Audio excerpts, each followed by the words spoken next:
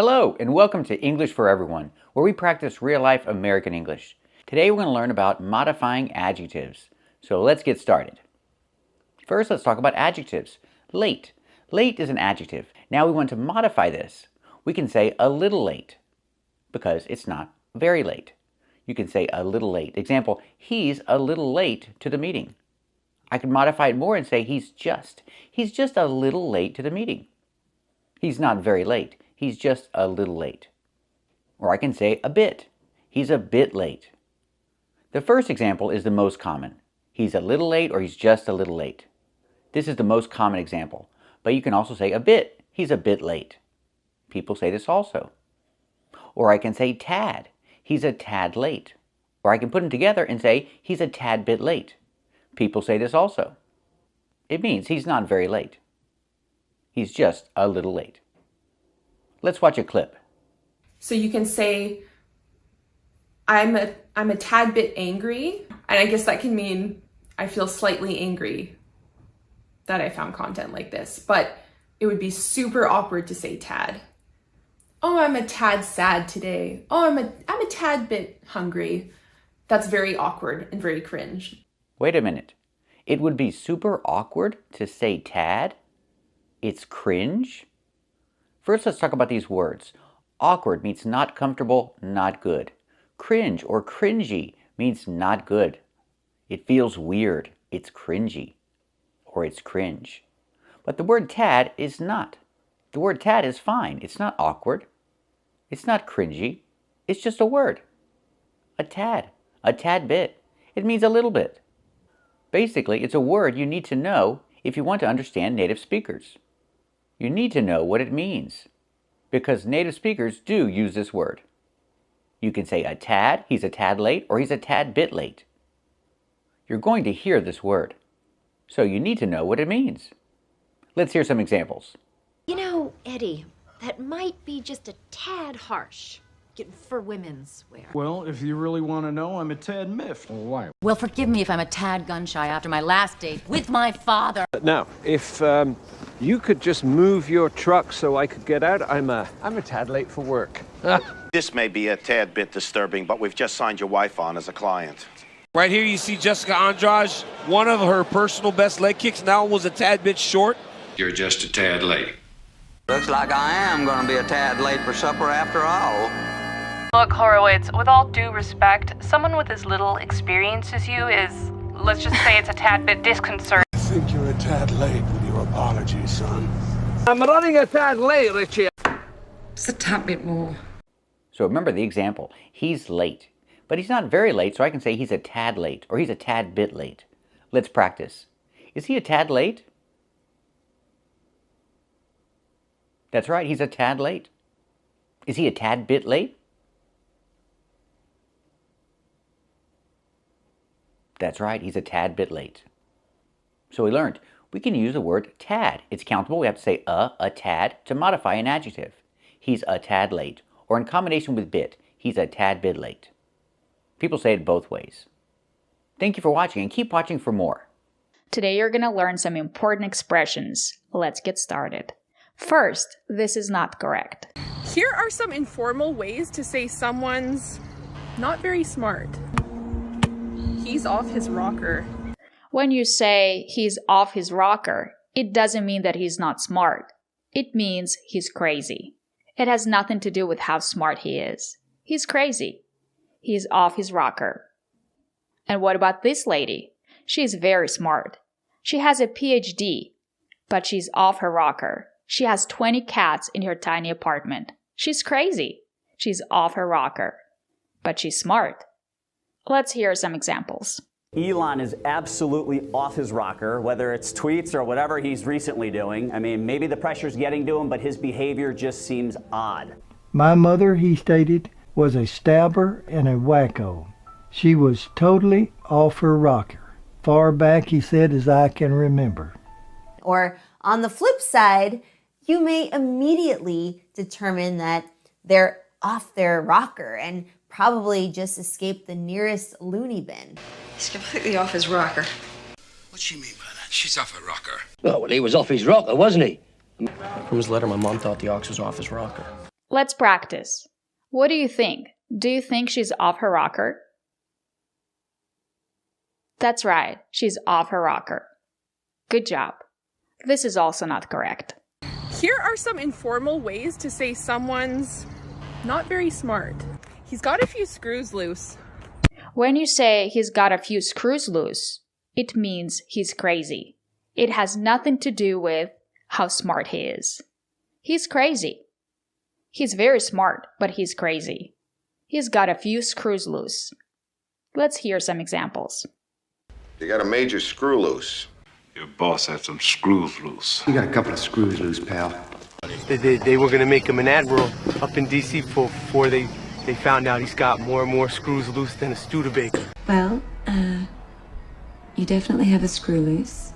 I'm just a guy out there with a screw loose. Does he have a few screws loose? You bet. Have you had any employees that have been laid off in the past year or two with any screws loose, criminal history, anything like that? So remember, you can say he's got a few screws loose or he's got a screw loose. Both are correct. Let's practice. Does he have a few screws loose? That's right. He has a few screws loose. Good job. So remember these two expressions. She's off her rocker. It means she's crazy. And the other expression is, he's got a few screws loose. It means he's crazy. Today you're going to learn a very important word that might save your life. Let's get started. First, let's watch a video clip. So let's watch the first clip. Excuse me, is this water, sorry? I mean, is it good to drink? Yes, it is potable. Potable. Good word. The speaker is teaching the word potable.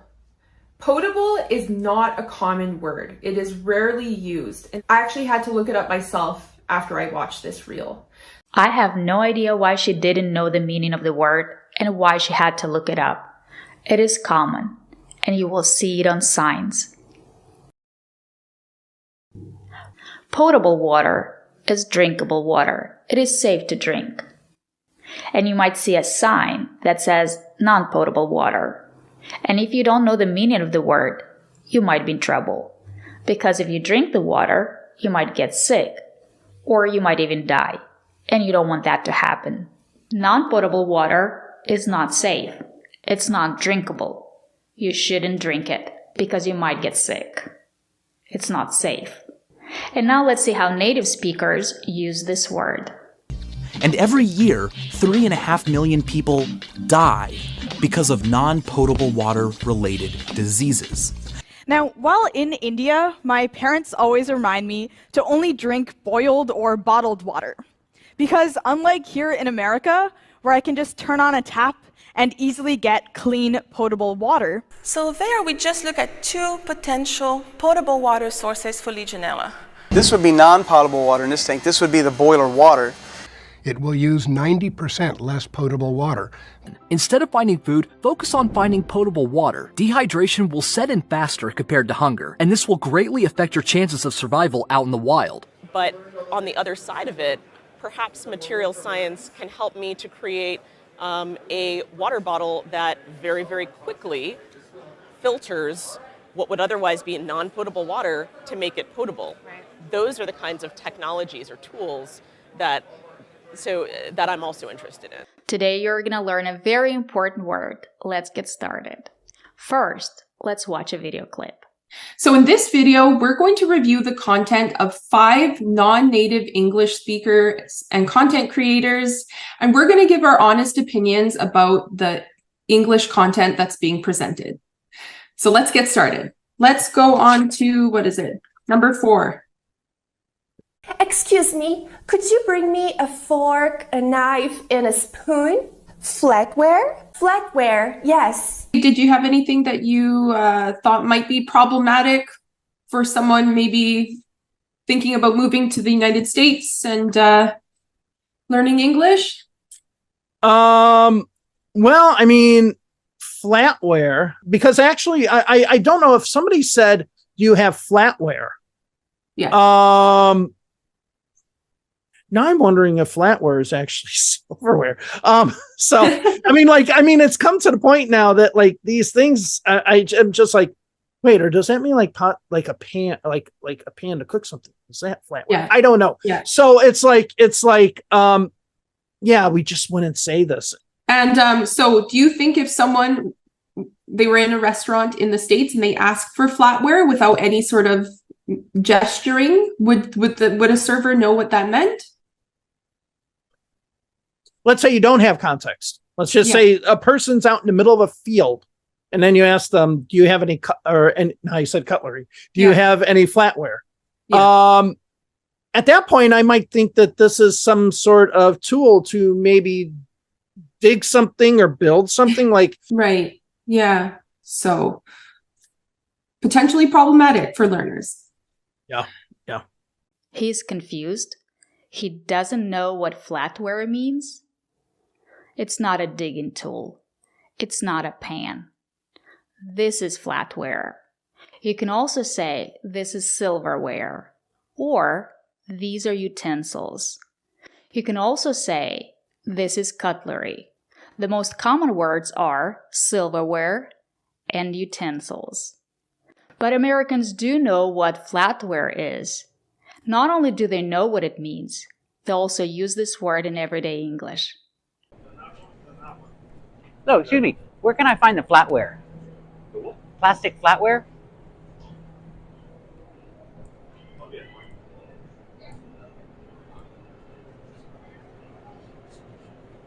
How many would you like? Are you looking for a fork? Yeah, that'll work. Just two forks. Yeah, that's great. Thank you so much. I got some flatware. Why is it flat? Excuse me, where can I find the flatware? Flatware for cooking.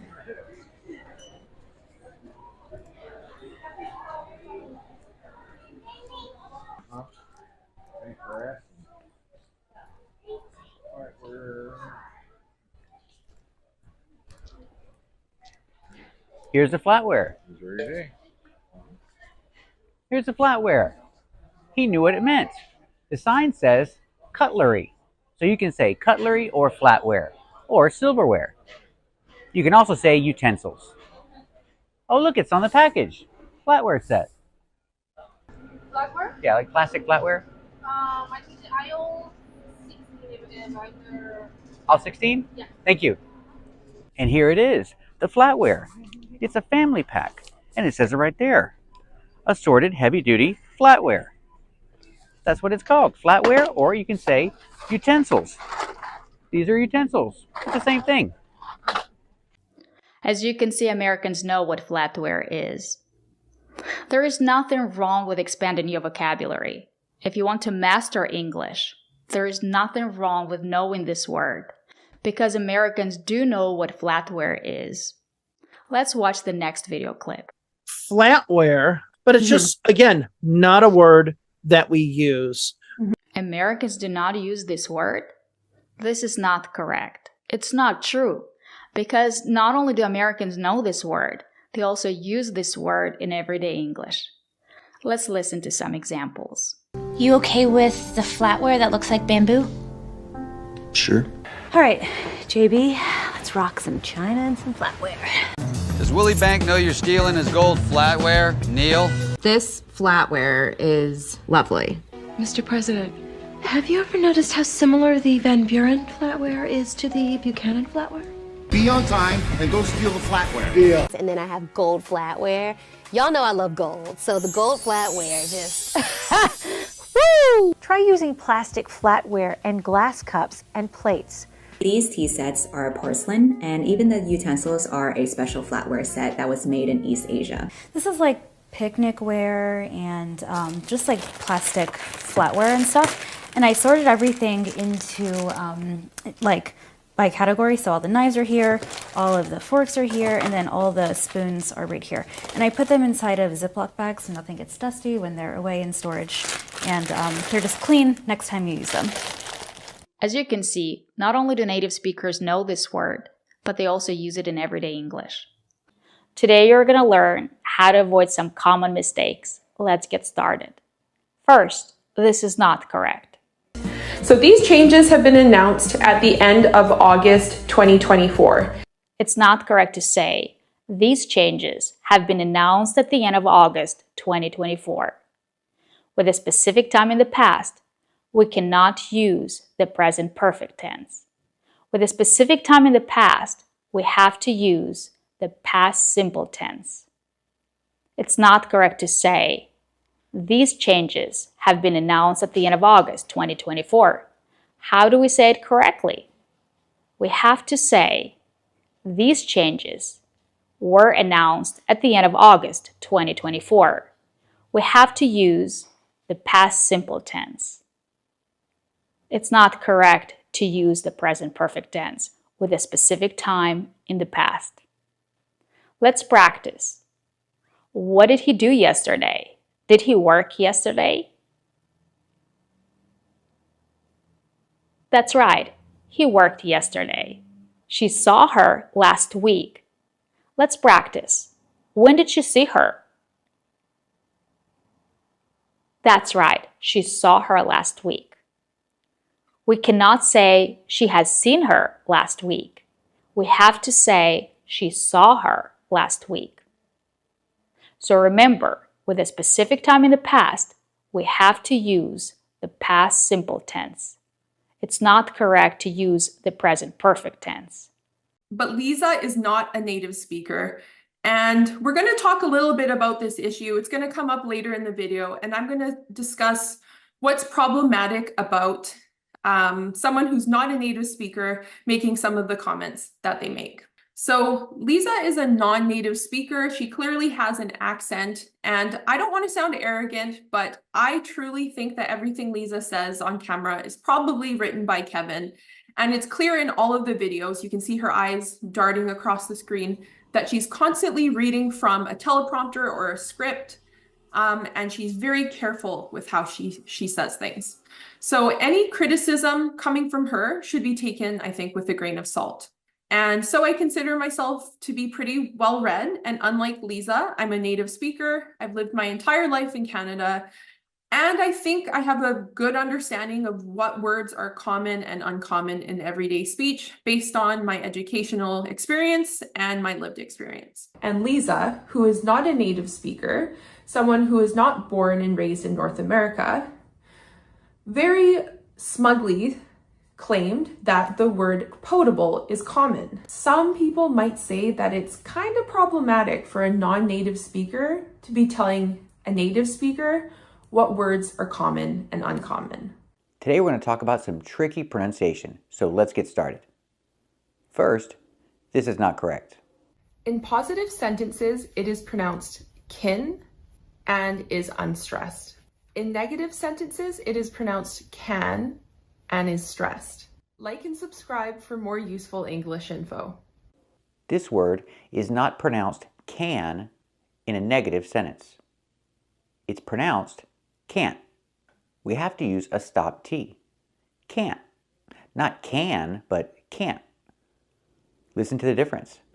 I can go? No, it's I can't go. We use a stop T. Put the tongue up and stop the air. Can't. Like that. That's the negative, and it is stressed. I can't go. That's negative. I can go? That's not right. And let's hear that first part again. In positive sentences, it is pronounced kin and is unstressed. Well, I can do that. I can do that? I can do that. This word is pronounced kin in a positive sentence and is not stressed. Well, it's not that simple. This word has 3 pronunciations. Sometimes this word is stressed, and we pronounce it can. Sometimes it's not stressed, and we pronounce it kin. And there's another pronunciation of this word, so keep watching for a complete explanation and to practice more with this tricky pronunciation. Today we're going to focus on American pronunciation and why it's difficult to understand Americans. Because it is. Let's take a closer look. Today we're talking about the pronunciation of can. If you have a positive statement that includes a verb, it's best to pronounce it kin. Example, I can do it. I can go. If it does not include a verb, then you say can. For example, yes, I can. But if it includes a verb, pronounce it can because it's not a stressed word. I can do it. I can go.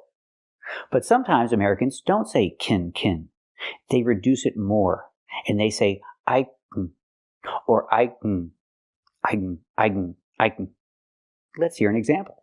You can go to jail for that. She said, you can go to jail for that. She didn't say you can, which is fine. You can go to jail for that. But she said, you can go to jail for that. Pronunciation. You can go to jail for that. We hear two pronounces go to, because the T is between vowels. Go to jail, go to. Not go to jail or not go to jail, but go to. You can go to jail for that. We hear for pronounced as fur, because it's not a stressed word. For that. Not for that, but fur. Use the sound like burger. For that. Again, you can go to jail for that. You can go to jail for that. Let's hear it again. You can go to jail for that. Let's hear another example. I can do anything I want to, baby. I ain't lost. She said, I can do whatever I want to, baby. I ain't lost. Again, I can do whatever I want. I can do whatever I want to. I can do whatever I want to, baby. I ain't lost. So we hear that. I can, even reduced more. I can do whatever I want. We hear the T in whatever pronounced as a fast D because it's between vowels. Whatever I want to. Here we say to because there's no verb. It's at the end of the sentence, so it's stressed. I can do whatever I want to, baby. I ain't lost. Ain't is informal English. It's better to say I'm not lost, but she said I ain't lost. It's the same idea. Let's hear it again. I can do anything I want to, baby. I ain't lost. Let's hear one more example. I thought I said you can go to the movies. He said, I thought I said you can go to the movies. I thought I said. We hear the T in thought at the end pronounced as a fast D because it's between vowels phonetically. I thought I. Not I thought I, but I thought I. I thought I said you can. He reduces it and he makes a voiced sound. Not you can, but you can. You can go to the movies. I thought I said you can go to the movies. Again, we hear go to. Not go to, but go to. The T is pronounced like a fast D. Go to the movies. Go to the movies. I thought I said you can go to the movies. You can go. Let's hear that again. I thought I said you can go to the movies. So, you don't have to pronounce it like this. You can go or you can go. You can say you can go. I can do it. It's better to pronounce it like that. It's easier and it's more clear. But Americans will pronounce it both ways. So you need to know this to understand Americans. Hello, welcome to English for Everyone. Today we're going to practice the pronunciation of can and can't. So, the pronunciation for can, when you make a question or for an affirmative positive idea, is pronounced can. Example, can you do it?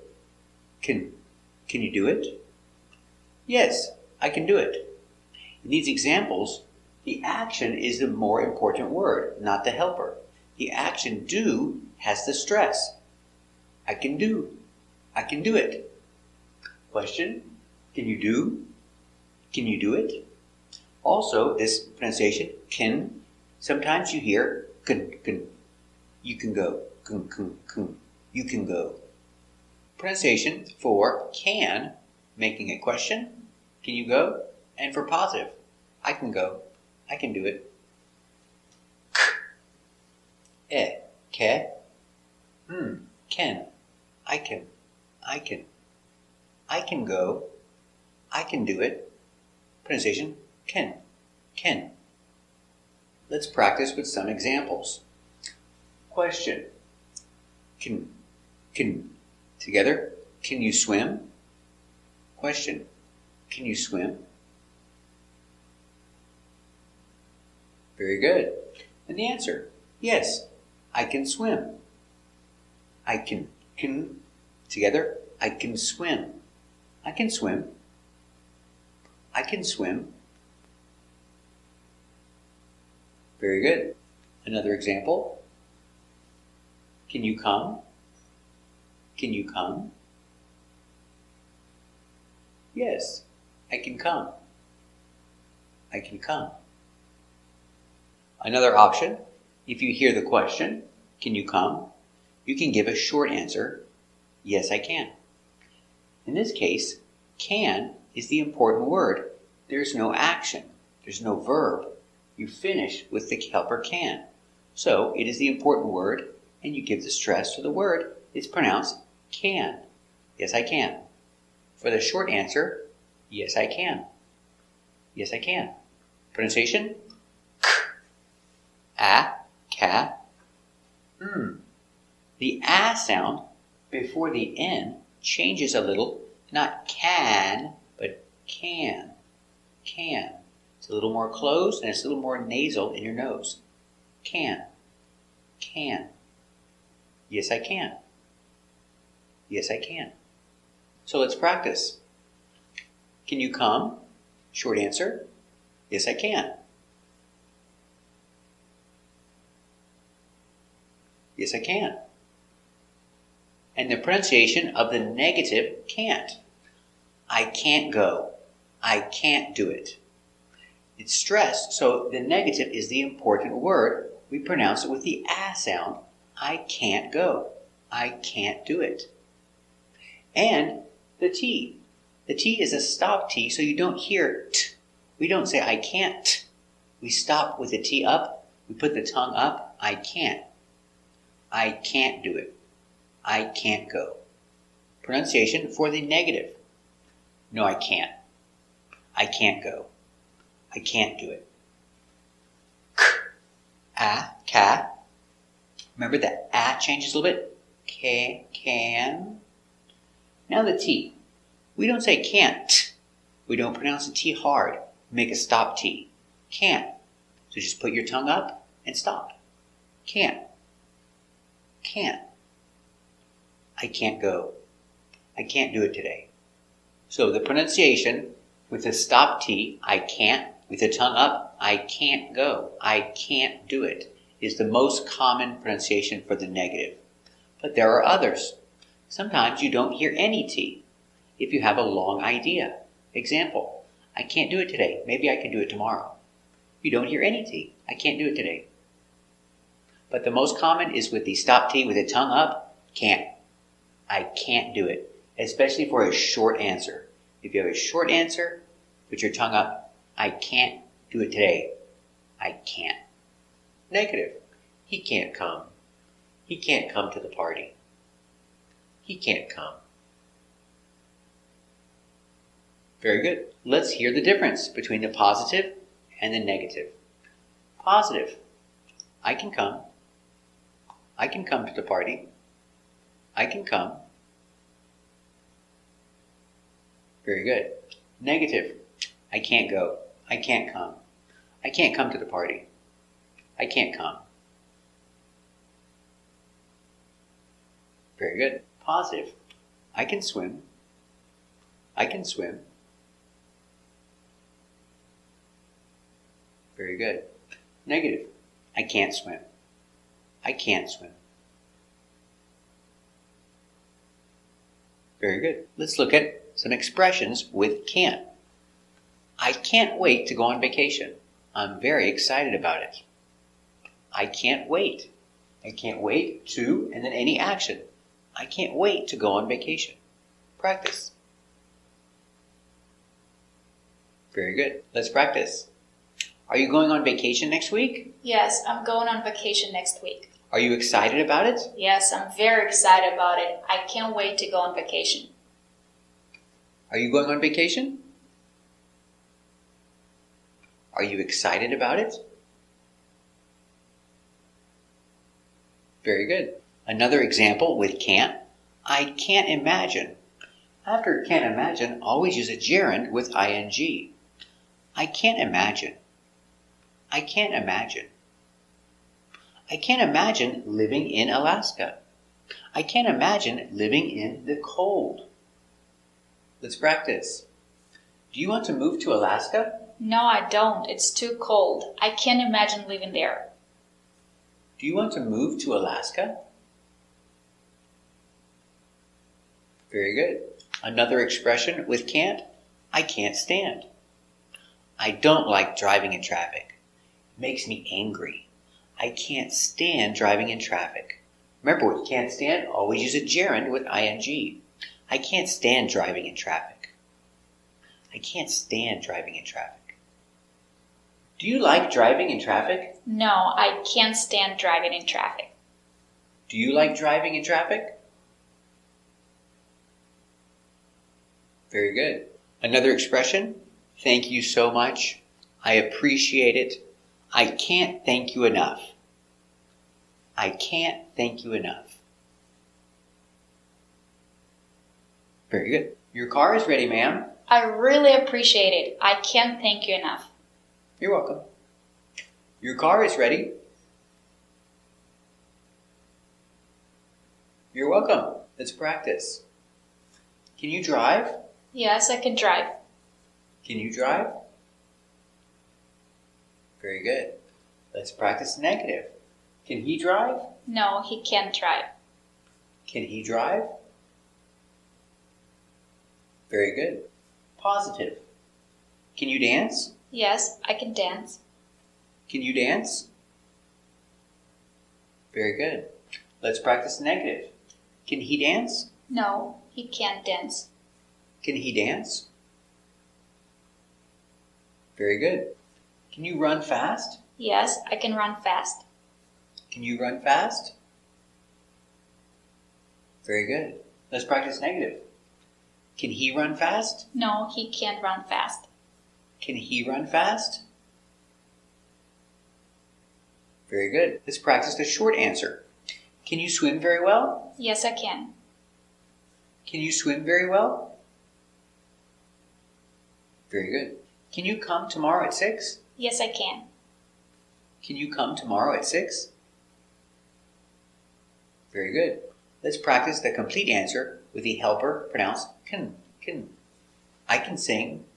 Can you sing very well? Yes, I can sing. Can you sing very well? Very good. Let's practice complete answer. Can you drive? Yes, I can drive. Can your son drive? No, he can't drive. He's only 14. Can you drive? Very good. Can she drive? Can her son drive? Very good. Thank you for watching our video. If you liked it, subscribe to our channel and practice more. Watch the video again, speaking and listening, and you will hear the difference. Thank you for watching. And if you like this video, subscribe to our channel. And if you want to become a member, click the join button. And we'll see you next time.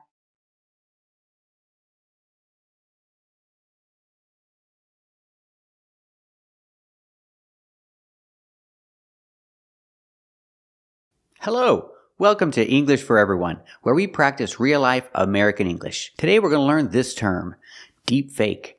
It's a countable noun, so I can say, it's a deep fake, or they are deep fakes. So what is it?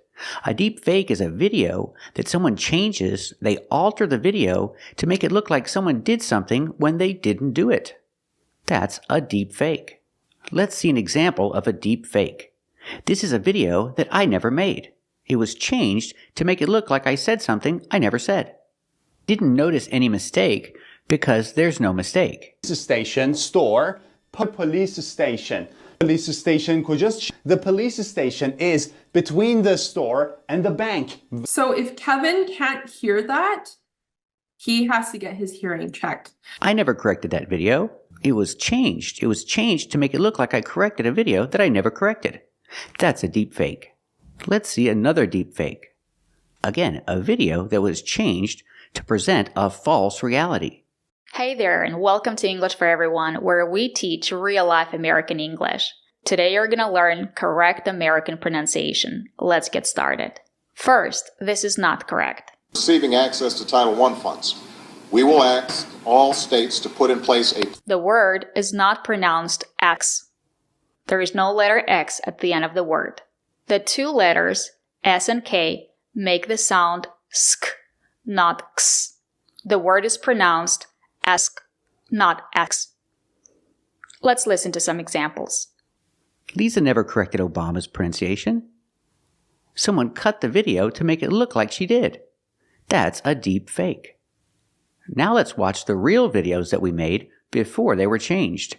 And keep watching until the end to practice real-life American English. First, this is not a mistake. Ah, it's snowing. Did you guys notice the mistake? Now let's watch a clip from a video that I posted on my YouTube channel last year. Another important form of connected speech happens when we have two s sounds, one at the end of the first word and then another s sound at the beginning of the next word. I didn't notice any mistake because there's no mistake. You can say it's snowing. You don't have to link the words. It's more common to link the words and say it's snowing. But if you're talking slow, you can separate the words and say it's snowing. It's not a mistake. It's fine.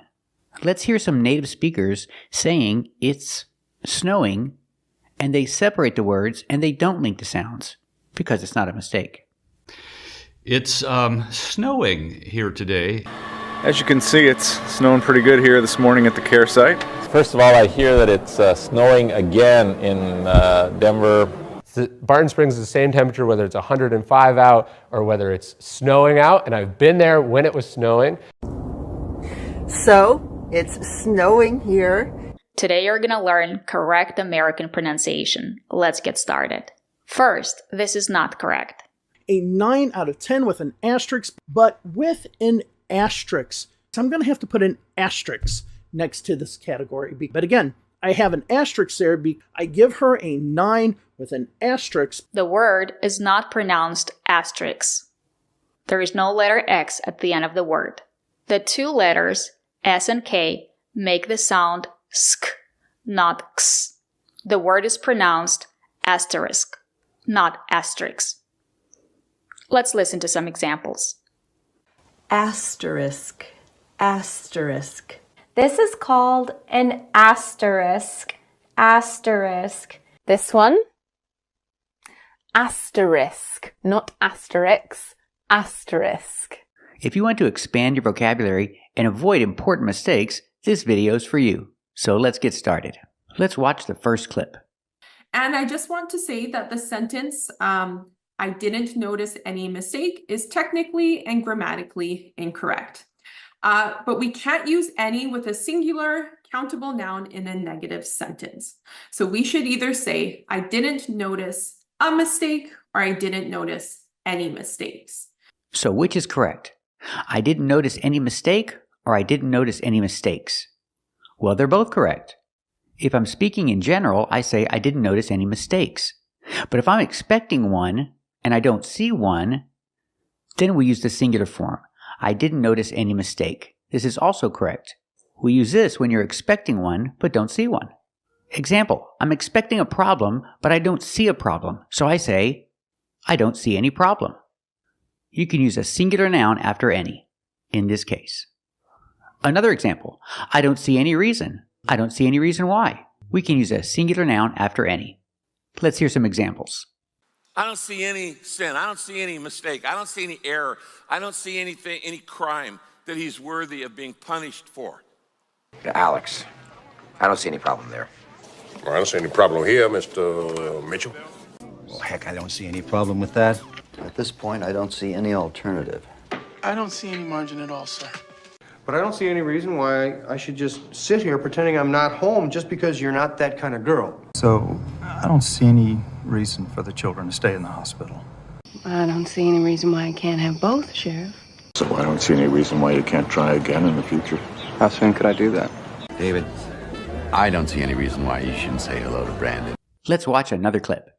He's telling people you can't say, how long have you been learning English for? But actually you can, and it's a very common way. It's a very common question form, let's say. It's not common and it's not correct to say, how long have you been learning English for? It sounds bad. You might hear a native speaker say it, but that doesn't make it right, and that doesn't make it sound good. It still sounds bad. It's like saying, I don't see nothing. You'll hear a lot of Americans say that, but that doesn't make it right, and it doesn't make it sound good. It still sounds bad. Don't say I don't see nothing. Say I don't see anything. It sounds better, don't you think? And don't say how long have you been working here for? How long have you been working here for? It sounds bad, don't you think? It should be how long have you been working here? That sounds much better. How long have you been studying English? How long have you been learning English? How long have you been studying English? How long have you been studying English? How long have you been studying English? Great question to know the answer to. Your answer should be, I have been studying English for blah, blah, blah years, or blah, blah, blah months, or blah, blah, blah weeks. So don't say how long have you been working here for? It's not correct. And this is also not correct. Like, I don't even know where this comes from. Like, I can't even fathom where this thought is. Now, everything else he says is correct. It's not correct to say, I can't phantom. A phantom is a ghost. We need to use the verb fathom. I can't fathom. It means I can't understand. Let's listen to some examples. Stand this. I just can't fathom it. Jerry, for some reason that I can't even begin to fathom, you really believe all this stuff, don't you? And it's hard to fathom the fear and turmoil and uncertainty that you experience. They swim faster than a torpedo and likely possess physical endurance that we can hardly fathom. This is also not correct. That is wrong. That is incorrect. She is teaching absolute incorrect English. Let's go ahead and look at the next idiom. Next one is very common on social media. Spill the tea. Spill the tea. I've never heard of this. Is this like the British version of spill the beans? Because the meaning, according to her, is the same, but we say spill the beans. Nobody says spill the tea. We usually only say spill the tea when we literally mean that we spilled our tea.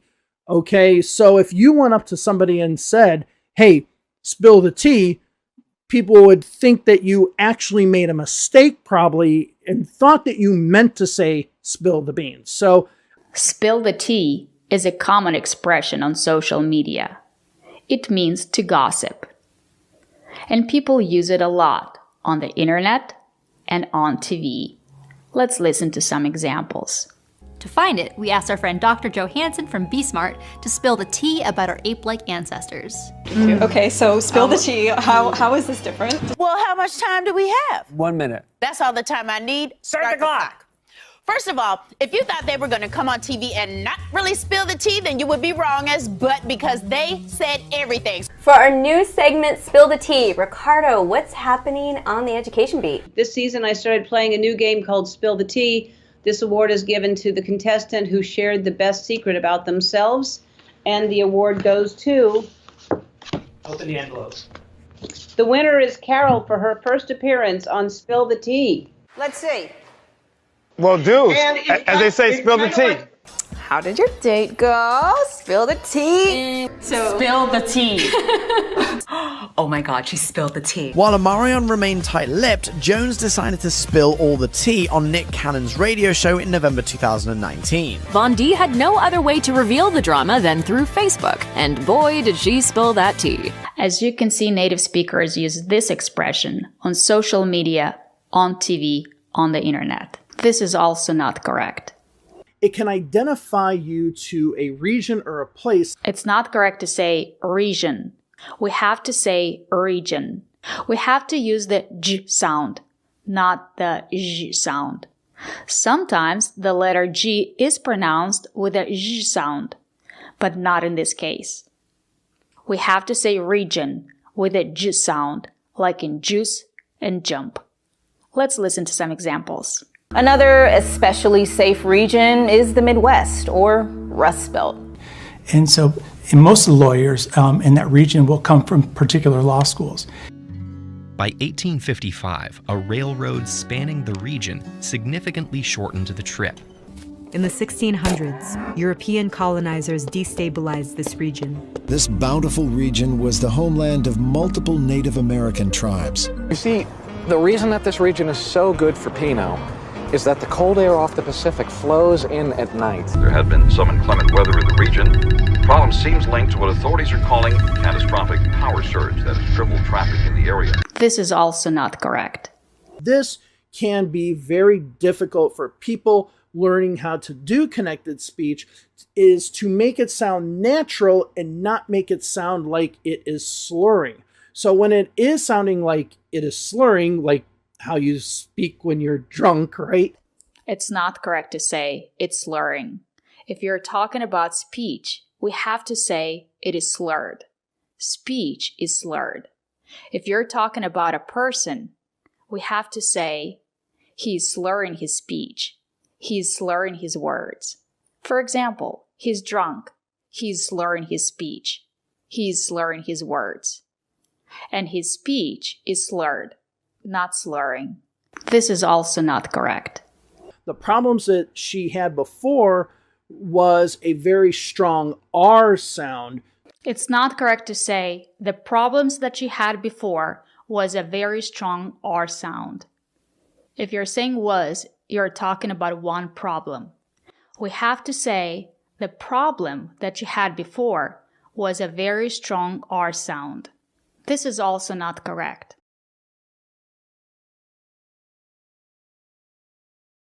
It's not correct to say showing television clips aren't proof. We have to say showing television clips isn't proof. It's not about clips. It's about showing. Showing is a gerund. We have to say showing television clips isn't proof. This is also not correct. They are mistakes. I'm not going to deny that. They are mistakes. There's no doubt about that. But they seem to hark on it a little bit too much. It's not correct to say hark on.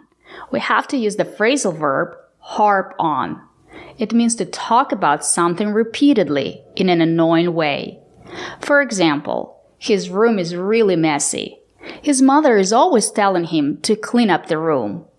She is always harping on it. Let's practice. His room is messy. She is always telling him to clean it up. Is she always harping on it?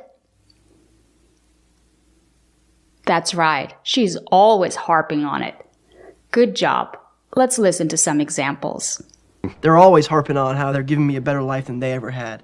Why do you harp on that? So, try not to harp on the negative. Thank you for watching, and if you like this video, subscribe to our channel. And if you want to become a member, click the join button. And we'll see you next time.